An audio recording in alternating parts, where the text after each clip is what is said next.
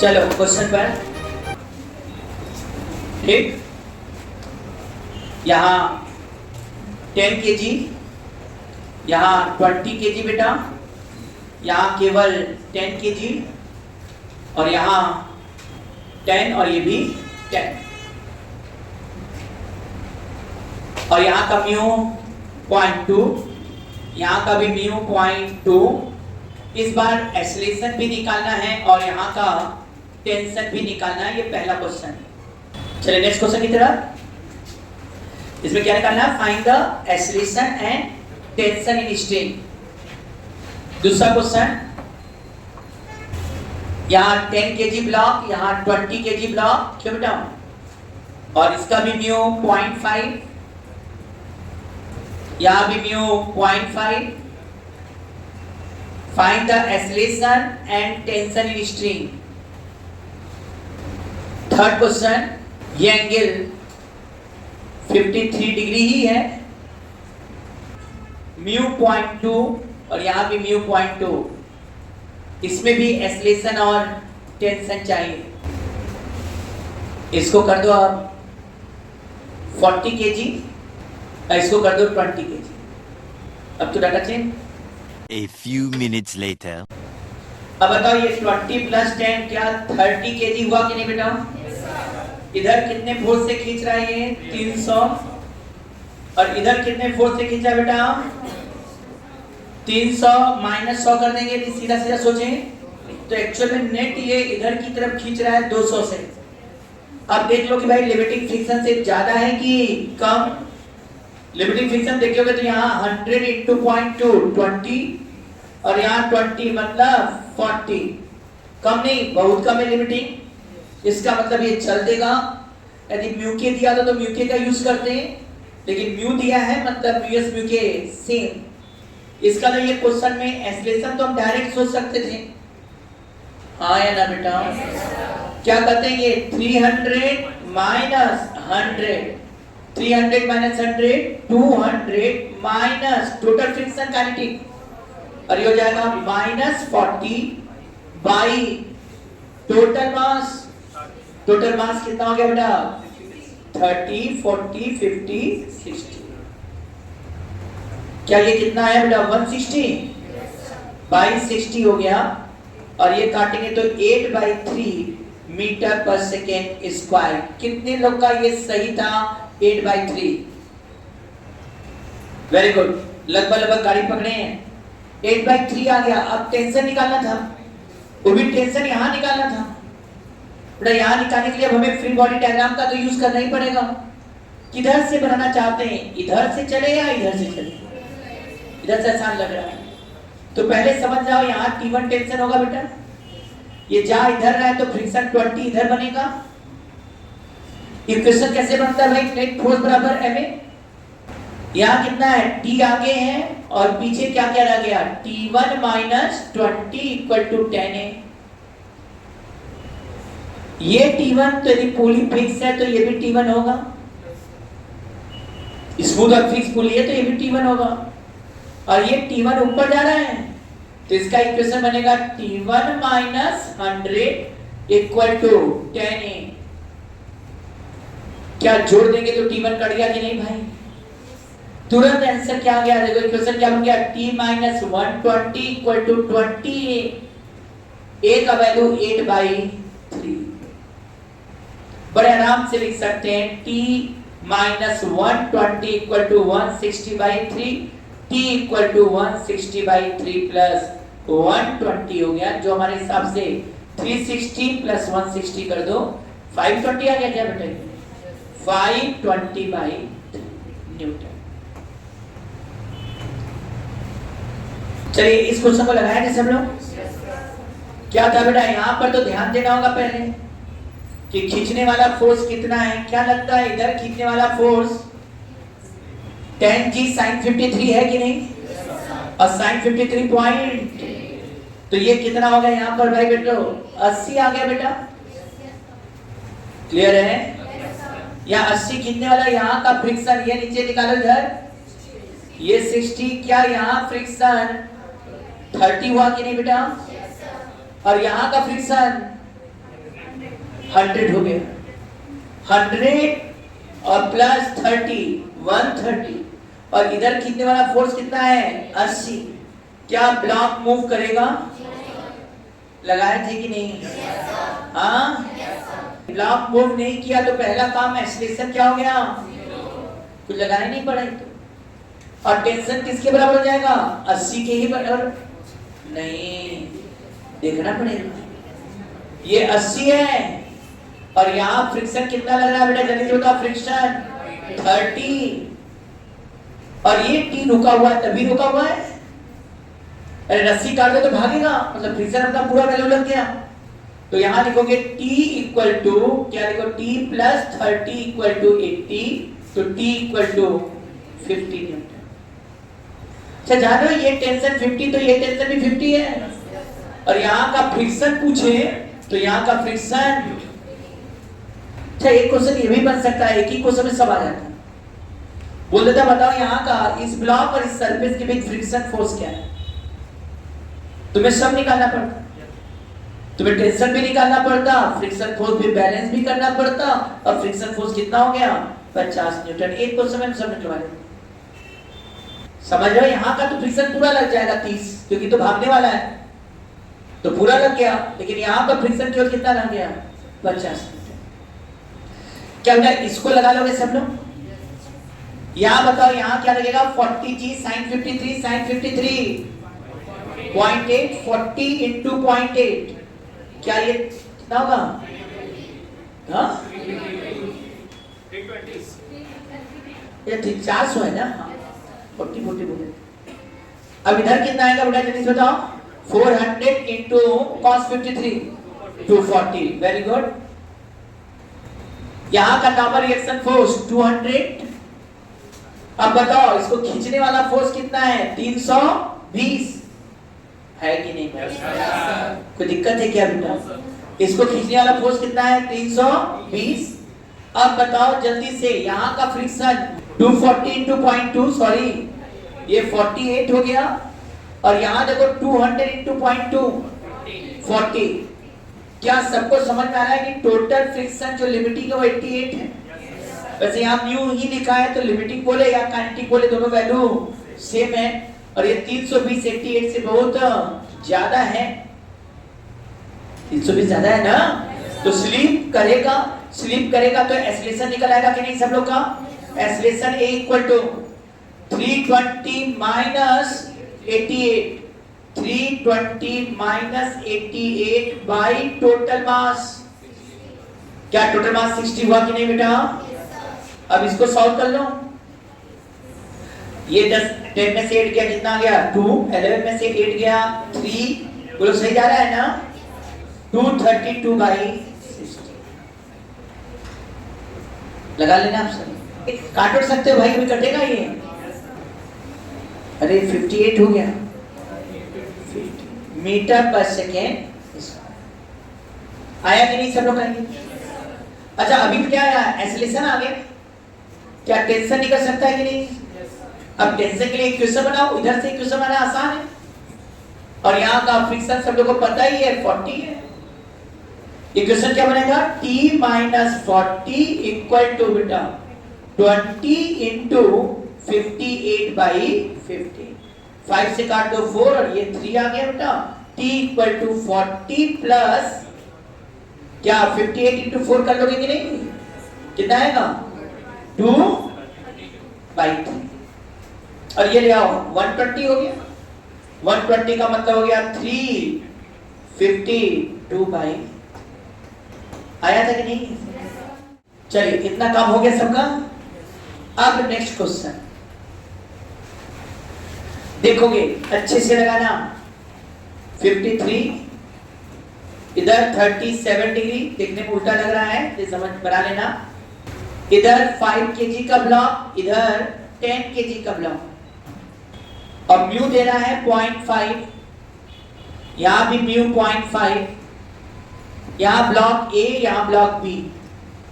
Question है first acceleration निकालो, second tension निकालो, थर्ड ब्लॉक ए और सरफेस के बीच का फ्रिक्शन, फोर्थ ब्लॉक बी और सरफेस के बीच का फ्रिक्शन। हो गया। नेक्स्ट क्वेश्चन,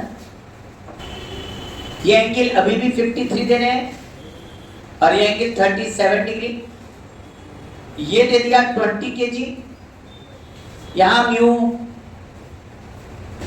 चलो कहते हो 0.5, यहां भी म्यू 0.5। एक्सेलरेशन और टेंशन निकालना।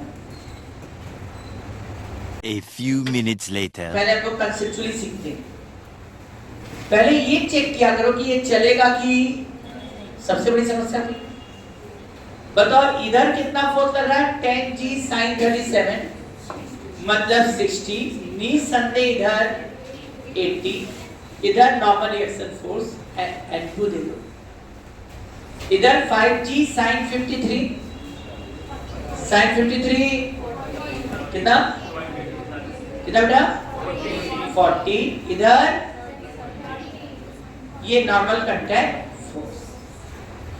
अब यदि दिमाग थोड़ा सा ना काम करे तो ऐसे में रस्सी को सीधा कर दिया करो, दिखाई नहीं देता, सब फोर्स सीधा प्लेन में रखकर देखोगे तो सीधा से चीज दिखने लगता है। अब यहां देखो तुम लोग, इधर 60 और इधर 40 है, जल्दी बताओ नेट फोर्स कितना लगेगा? क्या 20 न्यूटन का लगा कि नहीं? नेट फोर्स कितना लगा? 20 लगा। अच्छा लिमिटिंग फ्रिक्शन कितना हो? यहां का लिमिटिंग निकालोगे तो 40 और यहां का लिमिटिंग निकालोगे तो 50। 40 प्लस 15 कितना हो गया? हाँ 50।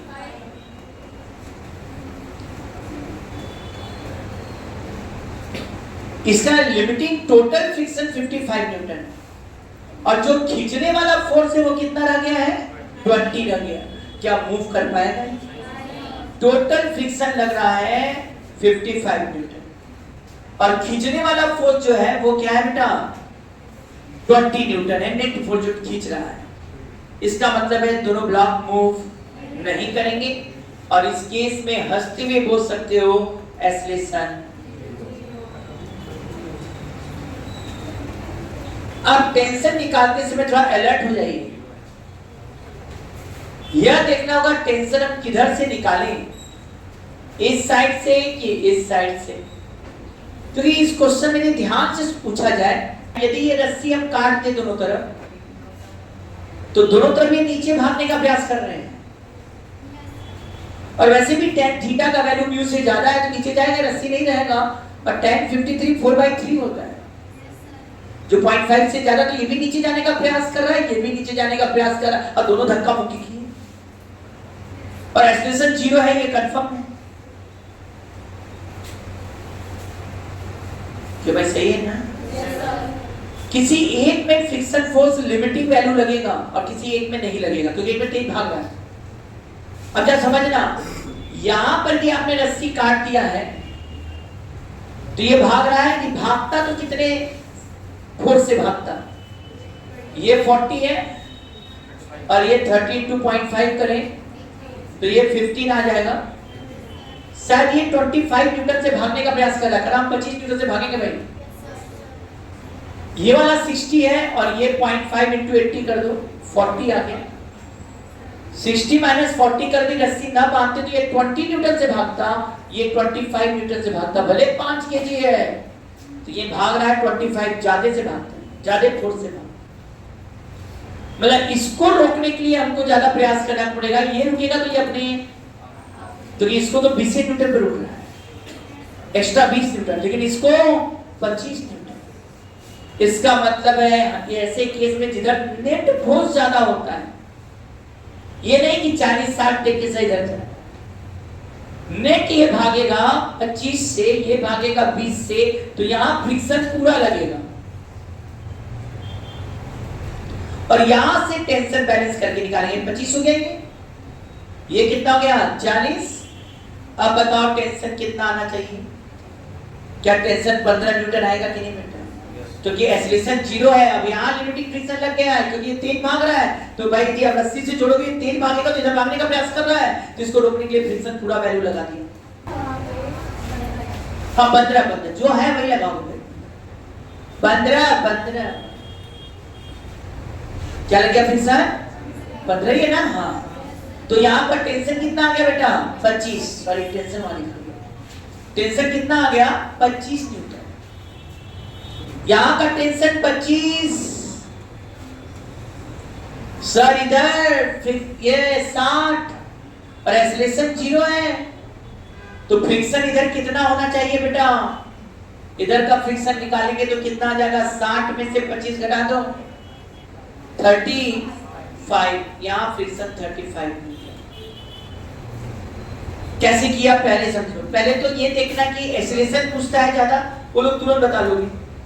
नेट फोर्स कितना से खींच रहा है ये देख लिया, टोटल फ्रिक्शन देख लिया। यदि नेट फोर्स टोटल फ्रिक्शन से कम है तो ब्लॉक मूव नहीं करेगा। और यहाँ टोटल फ्रिक्शन 55 आ रहा है लिमिटिंग वैल्यू, और नेट फोर्स आ रहा है 20।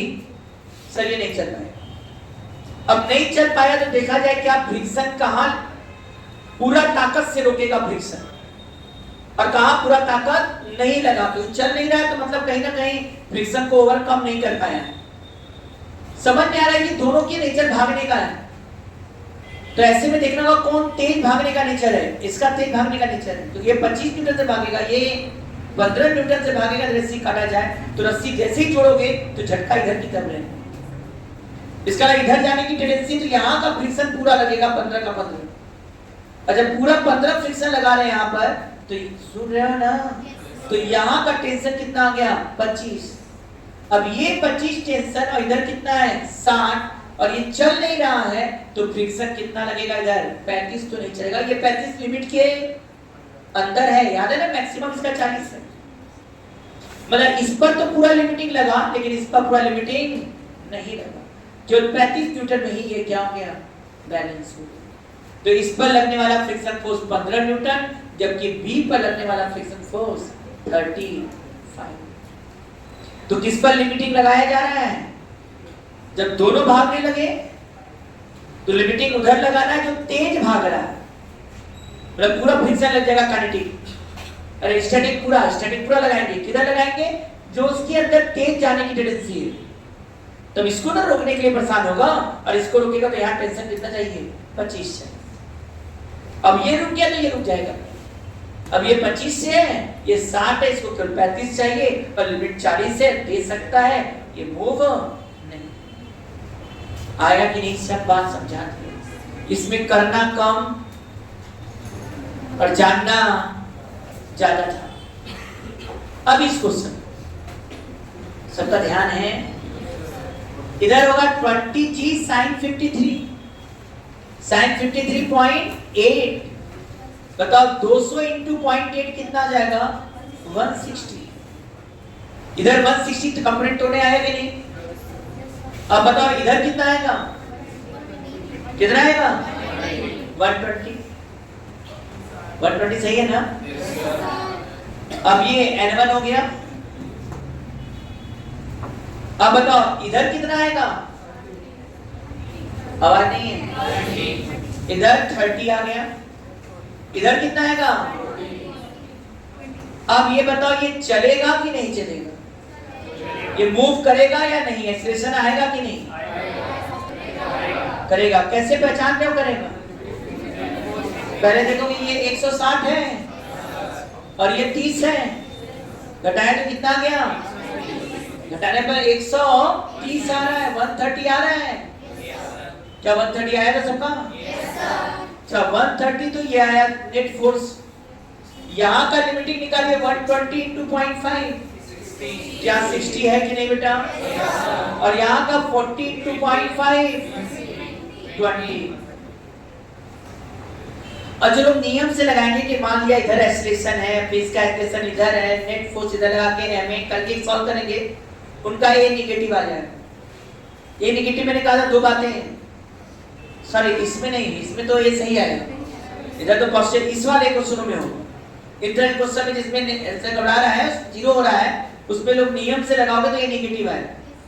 ये नेगेटिव आएगा, तुम उल्टा चलोगे इधर से तो फिर ये नेगेटिव आ जाएगा। दोनों तरफ से ये नेगेटिव आ रहा है मतलब चलेगा। तो इतना बड़ा मेथड कौन करेगा? आप तो पहले ही चेक कर ले रहे हैं कि चलेगा कि। अब बताओ यहाँ कितना फोर्स लग रहा है? 160 और ये 30, कितना हो गया? 130। यहाँ का फ्रिक्शन हो गया 60, यहाँ का फ्रिक्शन का लिमिटिंग वैल्यू हो गया। इसका मतलब ये मूव करने वाला नहीं है, क्योंकि यहाँ पर ये कितना लग गया 80 न्यूटन।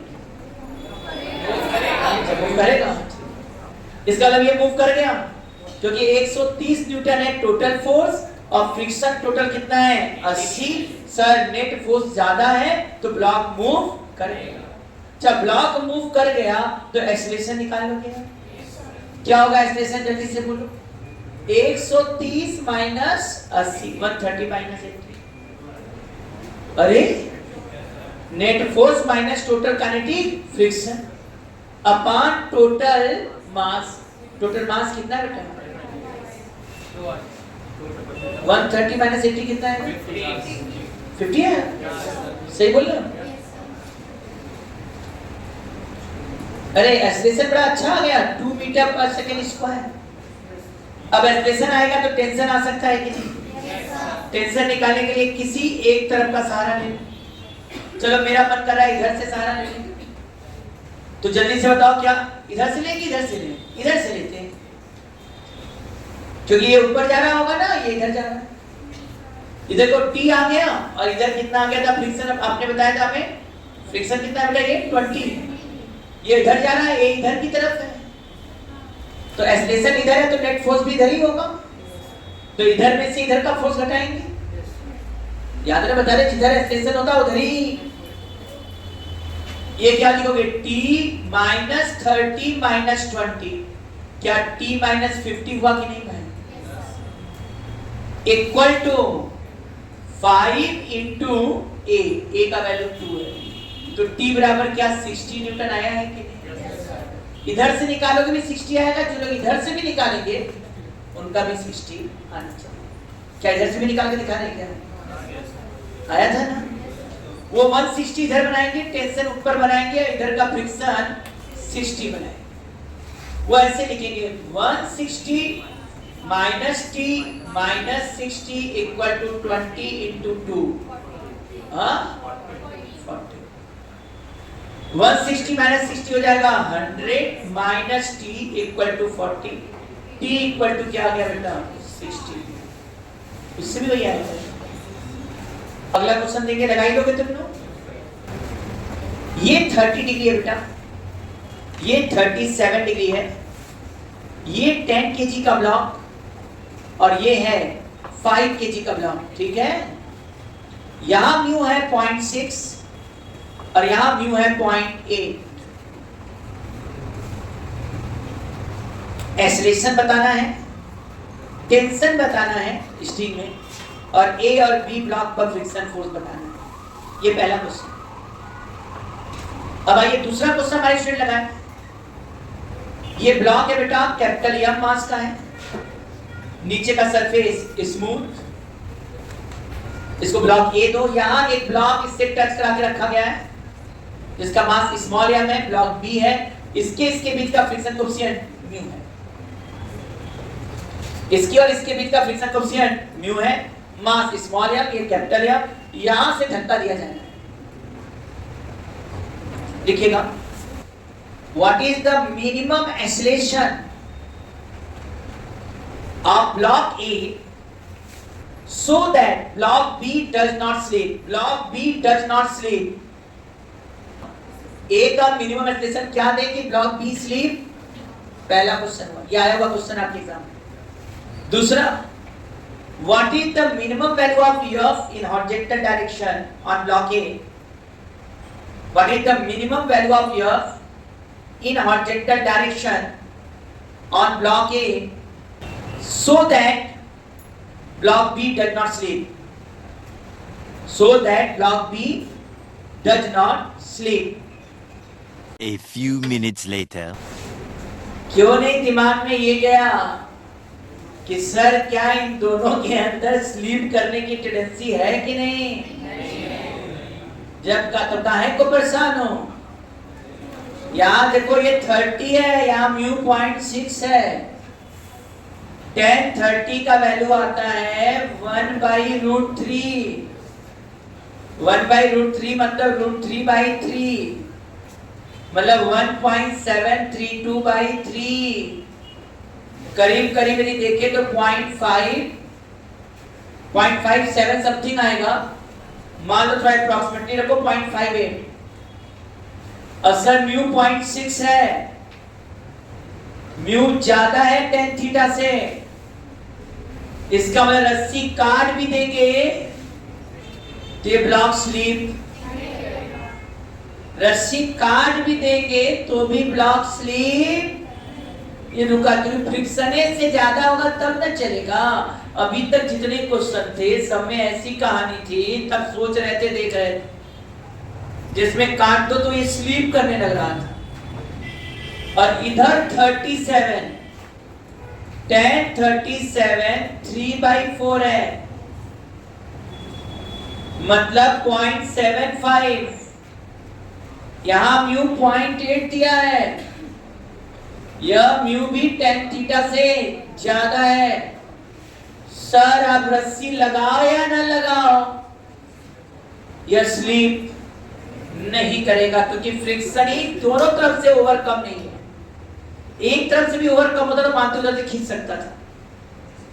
इसका मतलब साफ था कि एक्सेलरेशन तो जीरो, टेंशन भी जीरो, क्योंकि दोनों को काट दो तो ये स्लिप करने का प्रयास नहीं कर रहा है। याद करो, इसीलिए स्लिप करता तब देखते ये तेज चल रहा है कि ये तेज चल रहा है, जिधर तेज चल रहा है उधर लिमिटिंग फ्रिक्शन लगाते। ये यहाँ तो स्लिप की टेंडेंसी ही नहीं है, टेंशन लगने की जरूरत है नहीं, ब्लॉक के रखे हो। तुम ही सोचो, खुद सोचो ना, ये गिर रहा है ना ये गिर रहा है, रुका हुआ। अब रस्सी बांध दोगे तो क्या कोई टेंशन आएगा? टेंशन तब होगा जब फोर्स खींचे। तो रस्सी में टेंशन क्या हो गया? और फ्रिक्शन फोर्स तो एमटी साइन थीटा से ही बैलेंस है। यहाँ एमटी साइन थीटा कितना आ गया? 25, और यहाँ भी कितना हो जाएगा फ्रिक्शन? 25, और यहाँ 10g sin 37 60 आया, यहाँ का भी फ्रिक्शन 60 होगा। ये 60 और ये कितना था? 25 और टेंशन 0। मतलब पहले ये चेक कर लिया करो दोनों स्लीप कर रहे हैं कि नहीं। वैसे हम जब क्वेश्चन लगा रहे तो बड़े बारीकी से ये बात बोले थे कि देखो यदि काटेंगे तो ये भी भागेगा और ये भी भागेगा, इसका रस्सी में टेंशन आएगा, टेंशन उधर से निकालेंगे, उधर फ्रिक्शन का लिमिटिंग वैल्यू रखेंगे जो तेज चलेगा। लेकिन इन दोनों काटने पर कोई भागने का प्रयास नहीं कर रहा है तो टेंशन की जरूरत है ही नहीं, क्योंकि फ्रिक्शन से ओवरकम करेगा, चलेगा तब ना टेंशन है। कम से कम एक तरफ चलना चाहिए। अब आइए यहां पर, क्या ये सबको दिखाई दे रहा है? इसमें यह पूछा है, पहला क्वेश्चन है कि क्या एक्सेलरेशन दिया जाए कि ये ब्लॉक स्लिप। ध्यान दो, जब ये चलेगा तो ये इसको धक्का देगा, अरे देगा ना, ये इसको यन इधर देगा तो ये इसको यन इधर देगा, ये भी ध्यान देना। अच्छा ये जाएगा तो इस पर फ्रिक्शन एमजी किधर लगेगा? नीचे। तो फ्रिक्शन रोकने के लिए किधर लगेगा? और स्लिप ना यदि हम चाहते हैं तो हम कहेंगे भाई फ्रिक्शन फोर्स किसके बराबर होना चाहिए? फ्रिक्शन फोर्स mg के। और ये फ्रिक्शन को लिमिट से कम होना चाहिए, लिमिटिंग वैल्यू से कम होना चाहिए। फ्रिक्शन जब स्लिप ना करने के लिए इतना फ्रिक्शन चाहिए, अरे mg f के बराबर चाहिए, ये चाहिए। और स्लिप नहीं होना है तो इस फ्रिक्शन को लेस देन या कम से कम equal to mu into n होना चाहिए। और यहां n किसके बराबर होगा? सर ये धक्का दे रहा है, ये दोनों साथ साथ चल रहे हैं, साथ साथ चलेंगे तो इसका n इस पर लग रहा है, एक ही फोर्स लग रहा है, ये धक्के से चल रहा है, तो n बराबर क्या हो जाएगा? ma। ऐसा कभी चलता होगा एक चीज देखी होगी? नहीं तो कभी दिन देखिए, तो दिखा रहे हैं, पता नहीं अब पतंग उड़ता है कि नहीं। जब पतंग उड़ता है गिर जाता है नीचे तो पहले क्या होता रहना, या कुछ लोगों को पहले रहता रह जाता दौड़ते थे, अब तो कम उड़ता है। तो पतंग लोग चिपका लेते थे और दौड़ जाते थे। याद आ रहा है? चिपकाया दौड़ा, अरे यहाँ पर क्यों नहीं गिर गया, खड़े हो जा तो पता गिर जाएगा सर। क्योंकि आप दौड़ रहे हो तो गिरा, एक बंदे का वेट बहुत कम है इसलिए एनर्जी कम होने का बैलेंस हो गया। जब आप दौड़ने लगे तो क्या मिल गया उसको? एक्सीलरेशन का यन मिला। आपका कपड़ा और उस पतन के बीच म्यू है, एनर्जी बहुत कम है और आप थोड़ा तेज दौड़ रहे हैं। धीमा दौड़ोगे तो चलोगे तो गिर जाएगा, दौड़ोगे तभी रुकेगा। क्या यन कौन डिसाइड कर रहा है? तुम्हारा एक्सीलरेशन। और वो n लग रहा है, n बराबर ma, mg नीचे लग रहा है तो mg फ्रिक्शन से बैलेंस होना चाहिए, और फ्रिक्शन को लिमिट से कम हो तो स्लिप नहीं करेगा। तो मतलब यह mg के बराबर है और ये म्यू n हो जाएगा ma, यम यम कट जाएगा, a should be m m cut गया, क्या काट दिए थे? यम यम कट गया, a शुड बी ग्रेटर और इक्वल टू आ जाएगा g बाई, बहुत इंपॉर्टेंट। एक्सीलरेशन का वैल्यू g बाई म्यू या उससे ज्यादा होना चाहिए। मिनिमम बोलोगे तो एक मिनिमम कम से कम यदि बोला जाए तो g बाई म्यू होना चाहिए ताकि वो स्लिप न करे। अब ये क्वेश्चन ऐसे बना था आपके में, ऐसे रख कर ऐसे रख दिया था ब्लॉक। अब बोला क्या एक्सीलरेशन मिनिमम दिया जाए कि ये ब्लॉक स्लिप न करे, फ्रिक्शन कोएफिशिएंट। आंसर था g बाई। अब अगला बात, अब बोल रहा भाई यब कितना लगाया गया, यब भी पूछ रहा है। नीचे का सरफेस स्मूथ है, खुश हो जाओ। अब इसको एक्सप्रेशन a देना है, a का वैल्यू g बाई म्यू है। एक लाइन इक्वेशन बन गया यब माइनस यन, अरे ये यब इधर दिया, ये यन इधर धक्का दिया, तो यन इसको इधर मिला ना। वैसे मिला तो फ्रिक्शन भी, क्योंकि फ्रिक्शन इस पर ऊपर लगेगा तो इस पर फ्रिक्शन, लेकिन चूंकि इधर साइड में फ्रिक्शन नहीं है तो इधर वाले फोर्स को हम देख ही नहीं रहे हैं। ये फोर्स का रोल तब होता जब यहाँ फ्रिक्शन फोर्स होता। अब यहाँ वो कह रहा है यफ इधर यन इधर, F minus N equal to capital M into A, और यन बराबर कितना हो गया? अच्छा लिखिए दे रहे, दोनों जोड़ दो या यन का वैल्यू यहाँ रख दो स्मॉल m में, तो यह बराबर क्या आने वाला है बेटा? n plus small m into a। ये तो डायरेक्ट भी कर सकते थे, क्योंकि जब स्लिप नहीं करेगा तो दोनों साथ साथ चलेंगे, साथ साथ चलेंगे। यदि a आ गया तो यह बराबर m plus m into a, यदि साथ साथ चलेंगे। अब ऐसे हम लगा के भी दिखा दे रहे, डायग्राम बनाते हैं। यदि f मिनिमम बोला जाए तो बड़े आराम से लिख सकते हो m प्लस m, a का मिनिमम वैल्यू रख दो g बाई। यह मिनिमम फोर्स है जब ये ब्लॉक स्लिप नहीं करे। नेक्स्ट क्वेश्चन, दो क्वेश्चन देंगे इजी। ये ब्लॉक है मास m का, ये स्मूथ है बेटा। यहाँ स्मॉल m मास है, यहाँ फोर्स लगाना है और इनके बीच का फ्रिक्शन कोएफिशिएंट म्यू है। फिर क्वेश्चन में ये लिखो what is the minimum value of f, what is the minimum value of small f or capital F for which block A does not sleep on block B, does not sleep on, अरे for which block A does not sleep on block B, A B पर sleep ना करे। ये पहला question. दूसरा ये ध्यान देना, ये ब्लॉक है, यहाँ पर मास यम है, ये भी मास यम है, यहां भी फ्रिक्शन कोएफिशिएंट म्यू, यहां भी म्यू, और क्वेश्चन है एक्सीलरेशन ऐसे हॉरिजॉन्टल दे रहे हैं। क्वेश्चन है क्या मिनिमम एक्सीलरेशन दिया जाए, मिनिमम मैक्सिमम दोनों देखो। Question in given figure what minimum and maximum acceleration is given to the block C so that both block A and B does not sleep, both block A and B does not sleep। क्या इसको acceleration minimum value और maximum value ये का दिया जाए कि slip ना करे, मतलब एक रेंज तक स्लिप नहीं करे। कितने क्वेश्चन हो गए? तो third, in given figure A rope of length L having uniform mass distribution, having uniform mass distribution placed on horizontal surface such that its some part is hanging over the table. Some part is hanging over the table.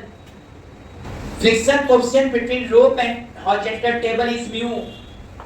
Friction coefficient between rope and horizontal table is L.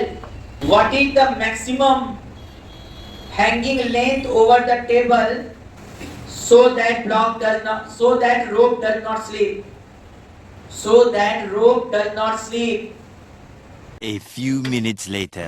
आइए पहले इस question को, इसमें F इधर लगा है बेटा, इसके द्वारा N किधर लगेगा जल्दी से बताओ? N इधर लगेगा, mg नीचे लगेगा और फ्रिक्शन फोर्स ऊपर लगेगा, जबकि इस पर N आगे लगेगा। यहाँ रफ नहीं है, स्मूथ है, कोई मतलब ही नहीं है।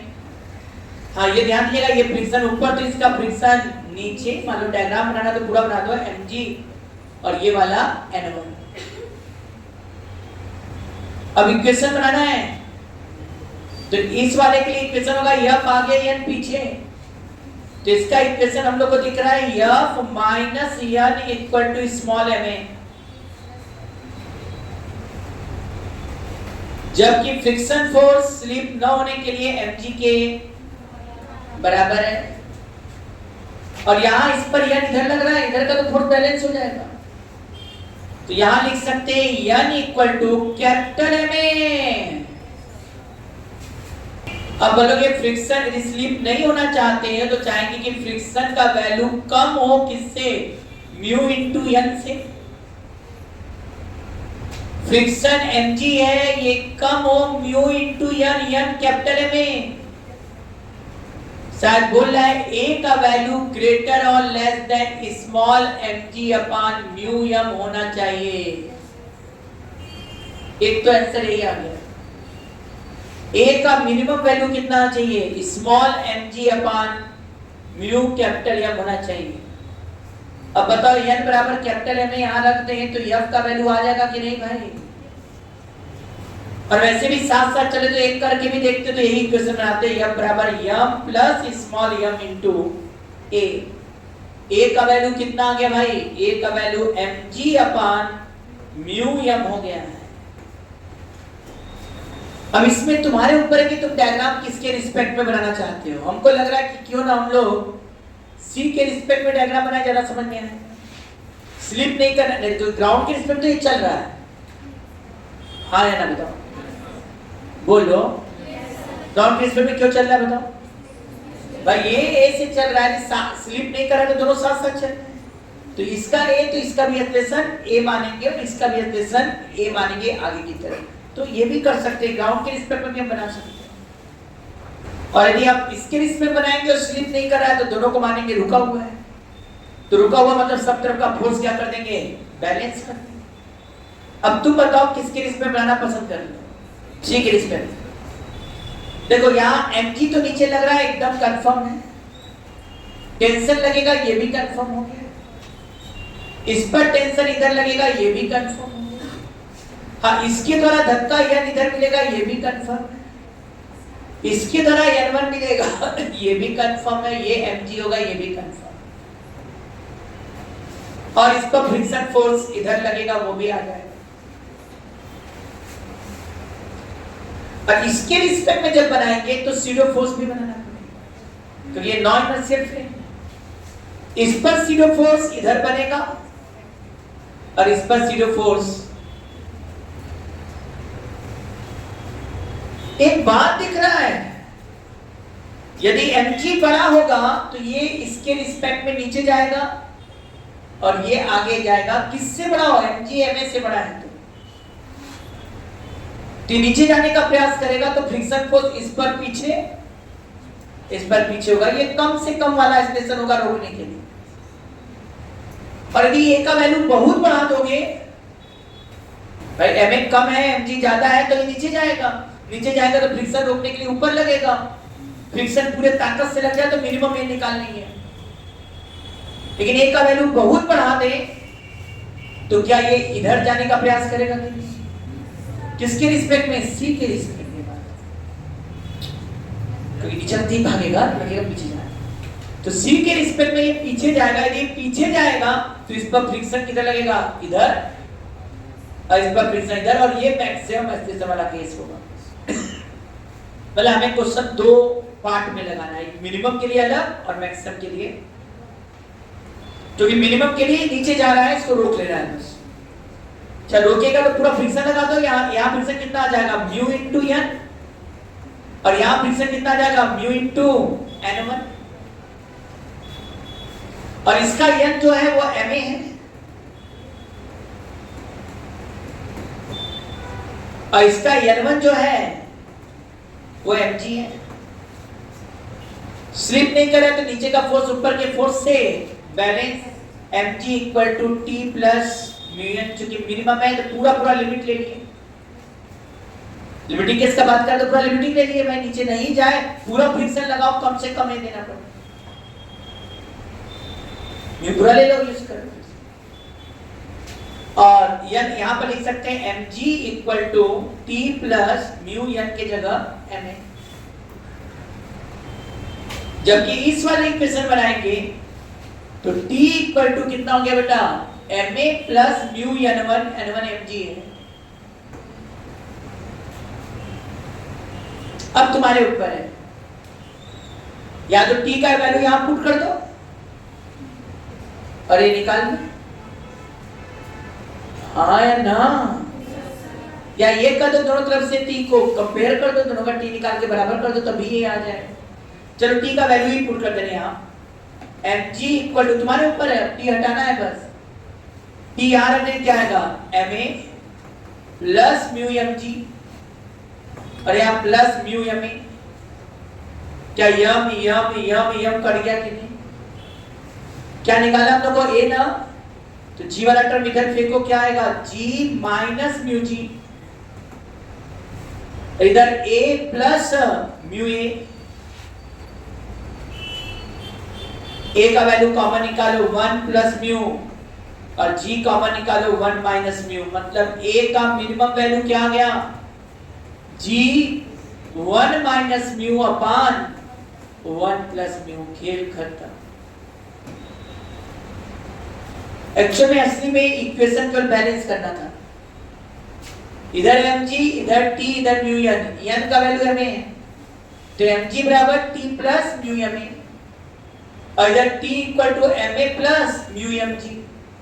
एक में से t निकाल कर दूसरे में रख दो, a निकल कर, ये कब के लिए आया? मिनिमम है कि नीचे स्लिप ना करे। नीचे स्लिप करने से रोकना है तो ये मिनिमम a देना पड़ेगा। हुआ कि नहीं पास? अब जब ma mg से बड़ा हो जाएगा तब ये किधर जाने का प्रयास करेगा? पीछे। तब उसके लिए मैक्सिमम एक्सटेंशन देना होगा कि इसको स्लिप ना करे। अब बताइए मैक्सिमम वाला वैल्यू निकाल सकते थे कि नहीं? मैक्सिमम करना होगा तो ये हटाना पड़ेगा कि बहुत ज्यादा एक्सटेंशन दोगे तो ये इधर जाएगा, फ्रिक्शन फोर्स इधर लगेगा म्यू इंटू n1, और ये ऊपर जाएगा तो फ्रिक्शन फोर्स नीचे लगेगा म्यू n। अब बैलेंस करो, इधर देखो ma equal to t plus mu n1, n1 का वैल्यू mg है, और इधर बैलेंस करो तो क्या होगा? t equal to mg plus mu n, n का वैल्यू ma है। अब इस t को उठा के यहां रख दो, t कितना आ जाएगा? mg plus mu ma plus mu mg। Sir M cut गया, a निकालना है, एक तरफ कर लो, a ब्रैकेट में आ गया 1 माइनस म्यू, इसको इधर ले आए, और यहां ऑलरेडी g बाहर आ गया 1 प्लस म्यू, a का वैल्यू आ गया g 1 plus mu upon 1 minus mu. खेल खत्म। वास्तव में मिनिमम एक्सटेंशन कितना आया? g 1 माइनस म्यू था मिनिमम में, ये मैक्सिमम आया 1 minus mu upon 1 plus mu था, जबकि मैक्सिमम उल्टा हो गया, ऊपर 1 प्लस म्यू और नीचे 1 माइनस म्यू। नोट किया? याद करना आसान है। मिनिमम में क्या होगा भाई? जब भी होगा ऊपर कम नीचे ज्यादा, तो जी 1 minus mu upon 1 plus mu. और मैक्सिमम में क्या हो गया? ऊपर ज्यादा, तो जी 1 प्लस म्यू अपान 1 माइनस। अब एक और क्वेश्चन है जो बहुत बहुत इंपॉर्टेंट है, और वो है लास्ट वाला क्वेश्चन। ये लेंथ एल पूरा है, इस पर कई क्वेश्चन पूछा हुआ। कई पूछता है कितना मैक्सिमम परसेंटेज हम हैंग कर सकते हैं लेंथ का, ये भी पूछता है, म्यू दे देता है। या उल्टा भी होता है, इतना परसेंटेज हैंग किया हुआ है, बताओ यहाँ फ्रिक्शन कोएफिशिएंट कितना होगा। बड़ा फेमस क्वेश्चन है। फ्रैक्शन पूछता है, परसेंटेज पूछता है, या फ्रैक्शन परसेंटेज दे देगा और म्यू पूछेगा। अब बड़ा समझना क्या बोल रहे हैं। मान लो ये पूरा लटका हुआ पार्ट y है या x है, x लटकेगा तो ऊपर क्या l माइनस x बचेगा कि नहीं? अब इतना लटका दो, मैक्सिमम की बात कर कि यहाँ जस्ट फ्रिक्शन के लिमिटिंग वैल्यू से वो बैलेंस हो, ये ना बात। मास यूनिफॉर्मली डिस्ट्रीब्यूटेड है, इसका मतलब है यूनिटरी मेथड हम लगा सकते हैं। अब बताओ ये हैंगिंग वेट है कि नहीं बेटा? टोटल हैंगिंग वेट कितना होगा? यल लेंथ पर यम मास, तो यूनिट लेंथ पर m बाई l। मान लिया कि टोटल लेंथ पर मास m है, तो यल लेंथ पर यम मास, तो 1 पर m बाई l, तो x पर m by l x। Sir hanging weight कितना है नीचे की तरफ? m by l x into g। और ये किससे बैलेंस होगा? यहाँ के friction force mu into n। ये वाला फ्रिक्शन से बैलेंस होगा, कम से कम हो जाए तो ये तभी ना भाई मैक्सिमम क्या हो जाए। कितना लटका दो कि फ्रिक्शन से क्या हो जाए बैलेंस। अब इससे थोड़ा सा भी ज्यादा करोगे तो ये स्लिप हो जाए। अब फ्रिक्शन फोर्स कितना होगा? Mu into n, mu into n। और n का वैल्यू n यहां से निकालना है, तो इसके लिए ये mg काम करेगा ना। और ये mg है कितना? m by l into L minus x into g. n की जगह हम लिखने जा रहे हैं m by l into L minus x into g. m by l cut गया, g कट गया। क्या निकालना है? x। x वाला एक तरफ करो तो ये x equal to mu l minus mu x। इधर ले आओ, x बाहर 1 plus mu equal to mu l, मतलब x equal to mu l upon 1 plus mu. x equal to mu l upon 1 plus mu. ये maximum जो उसका fraction length का लटका हुआ है वो वैल्यू आ गया कि भाई कितना मैक्सिमम लटका है, तो mu l upon 1 plus mu लटका है। अब फ्रैक्शन पूछेगा नहीं निकल जाएगा, फ्रैक्शन में तो म्यू के टर्म में आएगा। देखो ना x by l equal to mu upon 1 plus mu. ये क्या है? मैक्सिमम फ्रैक्शन ऑफ लेंथ जो हैंग किया है, मतलब केवल म्यू चाहिए। मतलब क्वेश्चन में केवल एक ही डाटा रहेगा म्यू। परसेंटेज पूछेगा कितना मैक्सिमम परसेंटेज लेंथ का लटकाया जा सकता है विदाउट स्लिपिंग, तो x बाई l इंटू 100 कर दो, परसेंटेज आ गया। और परसेंटेज दे दिया होगा तो म्यू भी निकल सकता है। क्या याद रहेगा ये क्वेश्चन? सेट रहेगा दिमाग में? कुछ नहीं करना था, हैंगिंग वेट निकाला। फिर से एक बार कदों बता दे रहे हैं, यहाँ ऐसे लटका था, क्या बोला था भाई? कब ये नहीं स्लिप करेगा? मैक्सिमम कंडीशन ये हो कि पूरा वेट पूरे फ्रिक्शन से बैलेंस हो जाए, लिमिटिंग फ्रिक्शन से। तो पूरा वेट कितना लटकाएंगे? x लटकाया तो m बाई l xg हो गया बेटा। और किससे बैलेंस हो गया? फ्रिक्शन से। तो म्यू इंटू n का मतलब m by l minus xg। और यहाँ वाला लेंगे m बाई l गया, g गया, वही बतवाना कि x इक्वल टू क्या लिखाया? Mu l minus mu x। इसको इधर ले लो तो x plus mu x equal to mu l, तो x का वैल्यू आ गया mu l upon 1 plus. Math के लिए बायो के लिए नहीं है। हाँ वो निकालेंगे इस वेज का एक्सीलरेशन, फ्रिक्शन यहां भी है, फ्रिक्शन यहां भी है, और वेज का एक्सीलरेशन, ये पहला क्वेश्चन। वेज का भी एक्सीलरेशन बताइए और ब्लॉक का भी, ब्लॉक का भी एक्सीलरेशन निकालिए। और दूसरा क्वेश्चन है एक्सीलरेशन ऑफ ब्लॉकेज, यहां म्यू पॉइंट टू, यहां ये 10 kg, ये 5 kg। इसमें ब्लॉक का एक्सीलरेशन और इसमें वेज का एक्सीलरेशन और ब्लॉक का एक्सीलरेशन।